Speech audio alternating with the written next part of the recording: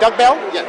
From Bellevue, Cadillac? That's right. You must have some Tea Party experiences. What were some of the ones that come to mind? I was here the first night that it opened with Willie Alexander and the Lost and Peter with the Hallucinations, which was an amazing night. And then came back for some.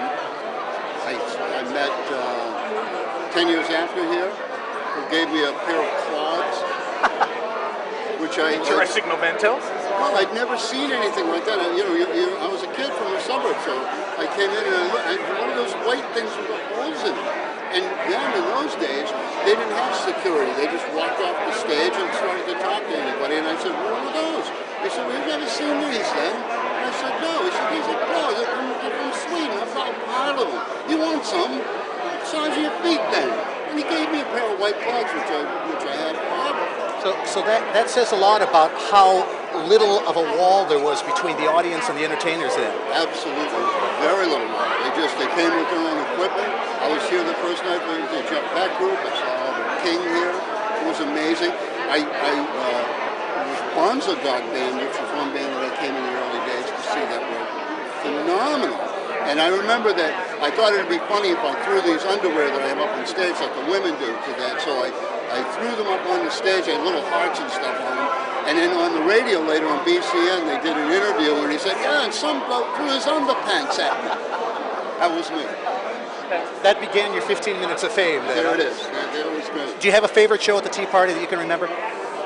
I truly, it was probably Albert King. That's the one that knocked me out. He had pens. He had a pocket protector with pens in his pocket and his pipe and a big suit.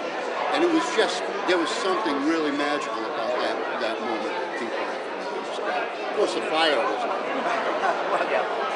What do you think it means to have the Tea Party honored in this way? Well, I think it's terrific. Look at the turnout you have here.